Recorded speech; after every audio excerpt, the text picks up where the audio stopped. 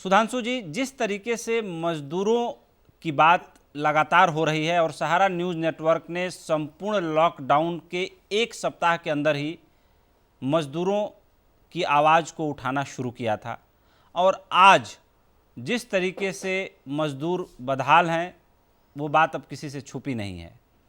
आपने कहा कि अगर 36 घंटे के अंदर मजदूरों को ये समय दिया गया होता कि संपूर्ण लॉकडाउन हो रहा है, आप अपने घरों को वापस लौटना चाहते हैं, तो हालात 1947 की ट्रेनों में जिस तरीके से लद के लोग भारत से पाकिस्तान की ओर जा रहे थे और उधर से ट्रेनों में लद के भारत की तरफ आ रहे थे, कुछ मंजर वैसा हो जाता। लेकिन आज के डेट में सबसे बड़ा सवाल ये उठता है कि इंफॉर्मेशन टेक्नोलॉजी अपने चरम पर है, सूचना तंत्र चरम पर है, सोशल मीडिया एक नया मीडियम बन के उभरा है, तमाम न्यूज़ के चैनल्स हैं, प्रसार के तमाम माध्यम्स हैं, उसके बावजूद भी मज़दूरों को जिस तरीके से सूचना दी जानी चाहिए थी, जिस तरीके से उन तक सूचना पहुंचाई जानी चाहिए थी, उसमें कहीं ना कहीं राज्य सरकारें तो फेल रही ही हैं।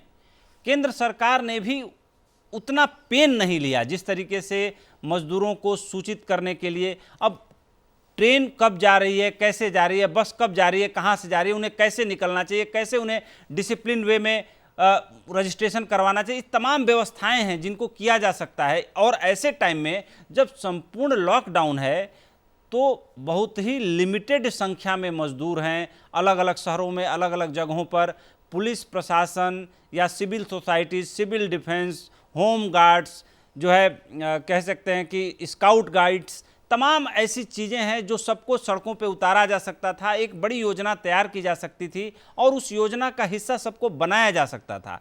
कहीं ना कहीं एक बुनियादी भूल, एक बुनियादी चूक हुई है। क्या कहना चाहेंगे आप?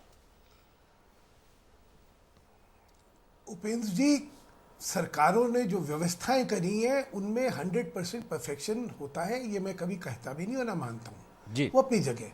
मैं दो चीज़ों पे आपका ध्यान आकर्षित करना चाहता हूँ। अभी एक चिदम्बरम जी का आपने बयान सुनाया कि केंद्र ने ये गलती करी और केंद्र ने वो गलती करी और एकदम से लॉकडाउन कर दिया। चिदम्बरम जी से पूछिए, सबसे पहले लॉकडाउन एकदम से किसने करा था? पंजाब सरकार ने करा था। किसकी सरकार थी? इनकी सरकार थी। ऐसी निर्लजता के साथ राजनीति कर रहे हैं आज। ये आपको अजीब नहीं लगता? अभी मैं जैसे कहा, अरे महाराष्ट्र में सबसे ज्यादा पलायन जो हो रहा है महाराष्ट्र से हो रहा है।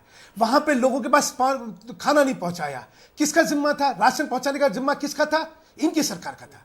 अब मैंने आज पहली बार कहा है, इतने दिनों में कभी भी मैंने आज तक कांग्रेस का नाम नहीं लिया, क्योंकि मेरा मानना है कि इस संकट में हमें राजनीति को दूर रख करके हमें सबको एक साथ मिलकर इस संकट को लड़ना है। क्योंकि ये आपदा जो है ये विश्व की आपदा है, ये किसी एक राजनीतिक दल की नहीं है। लेकिन देखिए अब जो भी चल रहे हैं, मैं आज आपसे और पूछना चाहता हूं, आज आपने कल देखा, कल जो है प्रियंका गांधी ने 1000 बस की लिख के भेजा कि भाई 1000 बस की हमें इजाजत दी जाए। 8 घंटे हो गए, आप तो कह रहे हैं कि रोक देना चाहिए था। 8 घंटे क्या में बंद नहीं करना चाहिए था?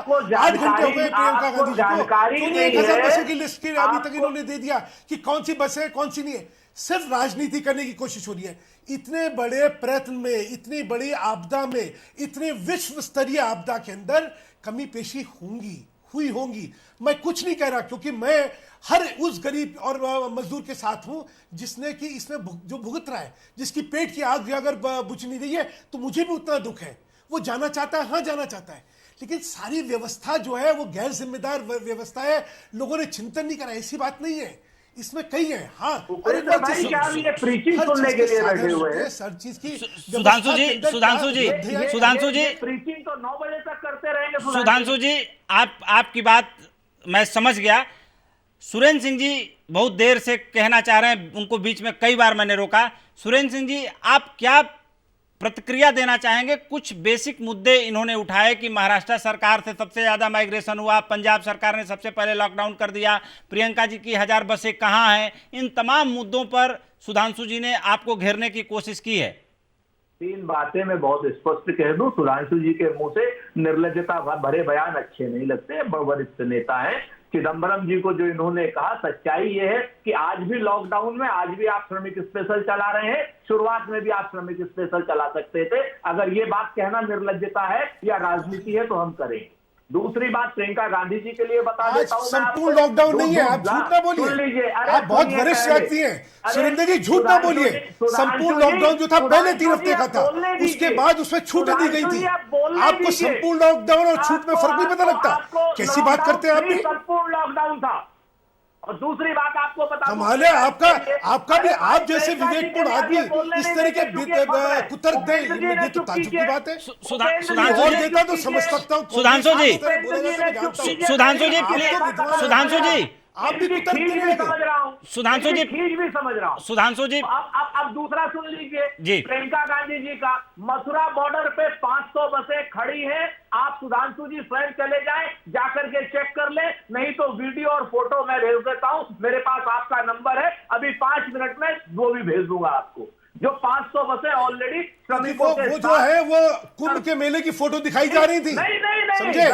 नहीं हो तो भेज दीजिए। और सोनिया गांधी, प्रियंका गांधी जी से कह दीजिए ना, क्यों नहीं नंबर दे देती है?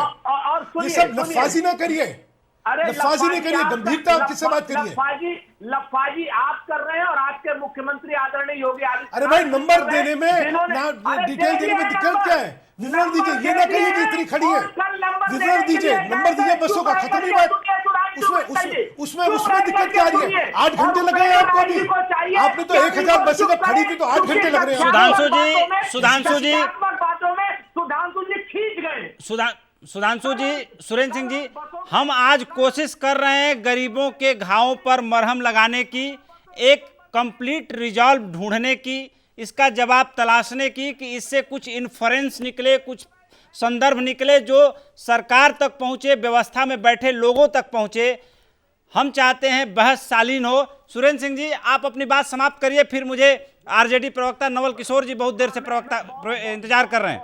बहुत जल्दी मैं कर दे रहा हूं। प्रियंका गांधी जी के दूत के रूप में हमारे प्रदेश अध्यक्ष आदरणीय लल्लू जी और श्रीमती आराधना मिश्रा जी कल मुख्यमंत्री जी से मिलने के लिए 3 घंटे बैठे रहे। मुख्यमंत्री जी नहीं मिले, अवनीश अवस्थी जी नहीं मिले और मुख्यमंत्री जी का डे ऑफिसर नहीं मिला उन बसों की डिटेल लेकर के। आज उन्होंने मुख्यमंत्री जी के अवनीश अवस्थी जी ने लेटर भेजा है, हमने उनको उनकी सूचना उपलब्ध शाम को 6:09 पर भेज दी है। उनके पास पहुंच गई होगी, जाकर के चेक कर ले सारी बसों का। और 500 बसें ऑलरेडी मथुरा में, Mathura border, Mathura Bharatpur social media में दे दीजिए ना चिट्ठी, वो भी ठीक है ना। अभी 1 मिनट आप चुप रहिए ना सुधांशु जी, आपसे उम्मीद नहीं है इस तरीके की, आप बात समझिए। तीसरी बात आपको मैं बता दूं महाराष्ट्र की, तो पूरे देश का मजदूर इंडस्ट्रियल लॉबी में, और इंडस्ट्रियल हब महाराष्ट्र है और सूरत है और गुजरात है, तो मजदूर उत्तर प्रदेश का और उत्तर प्रदेश का और बिहार का वहीं जाएगा। वो आपके यहाँ नहीं आएगा या मेरे यहाँ नहीं आएगा, क्योंकि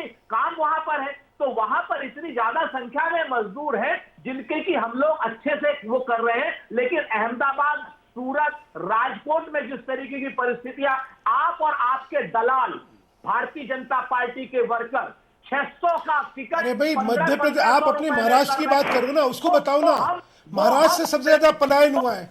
महाराष्ट्र में मजदूर क्यों पलायन कर रहा है? उसके घर में क्यों नहीं राशन पहुंचा? बंबई से जो निकला था, पुणे से जो निकला था, जो रेल दुर्घटना हुई थी, उसमें सुरेंद्र सिंह जी, आप दलाल जैसे शब्द का इस्तेमाल कर रहे हैं। सुरेंद्र सिंह जी, हम प्रोग्राम के अपने अंतिम चरण में पहुंच चुके हैं। 8:50 हो चुके हैं। छोटा छोटा रिएक्शन मुझे मेरे 3 और अतिथि हैं उनसे भी जरूर लेना बनता है। सबसे पहले मैं आरजेडी प्रवक्ता नवल किशोर जी से सवाल ले रहा हूं। नवल किशोर जी, मजदूरों की इस हालात के लिए आपको नहीं लगता कि आरजेडी को भी आगे बढ़ के कुछ करना चाहिए? जब इलेक्शन आता है तो पता नहीं कहां से हजारों सैकड़ों बसें सड़क पर आकर के ट्रैफिक रातों रात बढ़ा देती हैं। ऐसे में हर पॉलिटिकल पार्टी को पता होता है कि कौन मजदूर है, कौन राज्य से बाहर काम कर रहा है, कौन पटना से बाहर काम कर रहा है, कितने लोग यहाँ काम कर रहे हैं। पॉलिटिकल लोगों को सारी बातें ठीक ठीक पता होती हैं। ऐसे में बिहार में मजदूरों की स्थिति को बेहतर करने के लिए आरजेडी ने क्या क्या किया? क्योंकि देखिए, आरोप सब पे बनता है, क्योंकि सारे लोग कहीं ना कहीं इन मजदूरों के लिए जिम्मेदार हैं। जिम्मेदारी सब पे फिक्स होनी चाहिए। देखिए, मैं आप 2-3 बातें हैं जो महत्वपूर्ण है इसमें। आपने कहा कि हमने क्या किया। हम लगातार मजदूरों के संपर्क में रहे हैं और बिहार सरकार को आगाह करते रहे हैं और हम अपने तरफ से समर्थन भी देते रहे हैं। हमने ट्रेन का पैसा देने का बात किया था, बसों की बात की थी, बिहार सरकार वो वो समर्थन लेना नहीं चाहती है, नंबर एक। नंबर दो, बिहार सरकार निरंतर ये कोशिश की है कि वह प्रवासी मजदूरों को वापस नहीं आने देगी, क्योंकि उनके 15 साल के बदहाली के बदौलत ही वो पलायन किए हैं। नंबर दो, जो आप कह रहे हैं कि केंद्र सरकार की तैयारी, तो आप तैयारी तो ये समझा जा सकता है कि 13 मार्च को कहती है हेल्थ मिनिस्ट्री कि किसी कोई घबराने की जरूरत नहीं है, और 18 मार्च को वह जनता कर्फ्यू लगा देती है 22 तारीख के लिए, और 24 को बंद कर देती है। ये तैयारी तो उनकी दिखती है कि 5 दिन में कितना फर्क है। मैं लॉकडाउन के खिलाफ भी नहीं बोल रहा हूँ, मैं ये कह रहा हूँ कि लॉकडाउन अगर आपने किया तो 20 दिन में क्या तैयारी की? आपको मालूम नहीं था कि 8 से 10 करोड़ जो मजदूर है वो प्रवासी है। ठीक है नवल किशोर जी, आपका कंसर्न, आपका आर्गुमेंट मैं समझ गया। सीधे चलते हैं अफजल अब्बास जी के पास। जिस तरीके से मजदूरों को जमीन पर मदद मिलनी चाहिए, बिहार में रिपोर्ट्स आ रही हैं कि मदद नहीं मिल रही है। हालांकि नीतीश सरकार कोशिश कर रही है, कोशिश में कोई गुरेज नहीं है, लेकिन जिस तरीके से एक प्लानिंग बननी चाहिए और सरकार को मजदूरों को बाहें फैला करके जिस तरीके से वेलकम करना चाहिए, उत्तर प्रदेश के बाद जाहिर सी बात है बिहार ने किया है, ज़्यादा ट्रेनें भी चलाई हैं, लेकिन ग्राउंड पर मजदूरों के साथ जिस तरीके से बर्ताव होना चाहिए बिहार में भी देखने को नहीं मिल रहा है। अफजल साहब,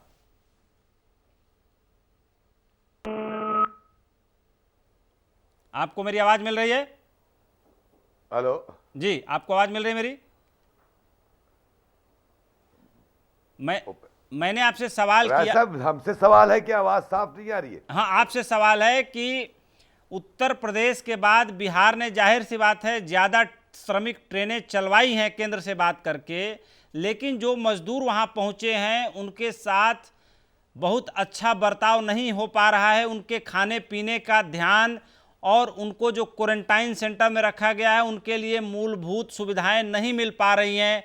ऐसे में नहीं लगता कि सरकार को सीधे उनके घरों पे छोड़ देना चाहिए, क्योंकि सोशल डिस्टेंसिंग जैसी कोई चीज मजदूरों के बीच उसका पालन नहीं हो पा रहा है।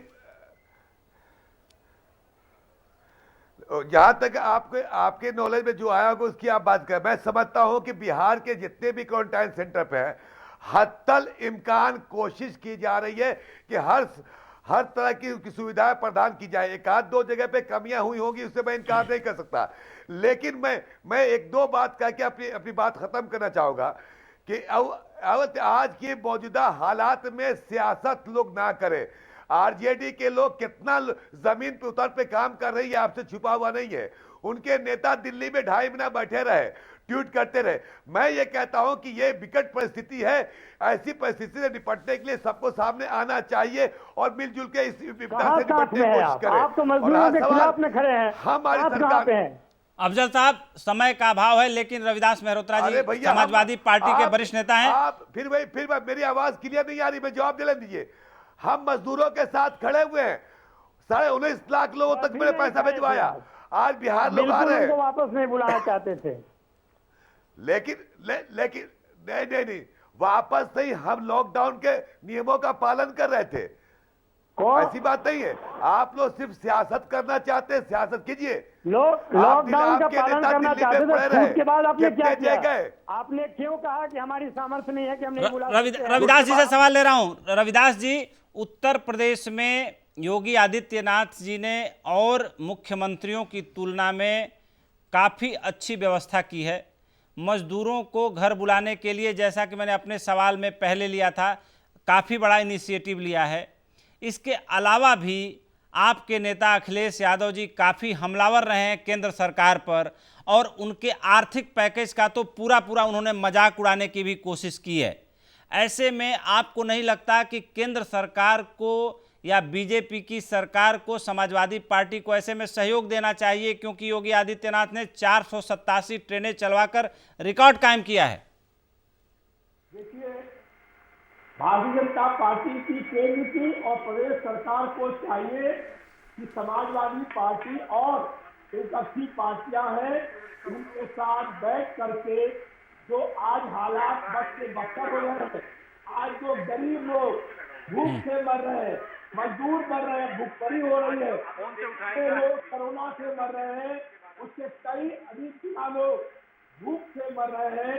हालात बहुत खराब हो गए हैं, लेकिन ये जो बड़ी बात है कि बहुत दिन पहले कहानी होगी, उसका संघर्ष होता है, जीत इतनी बड़ी होती है। मैं लोगों से अपील करता हूँ कि परिवर्तन और बदलाव की लहर होगी, उस परिवर्तन और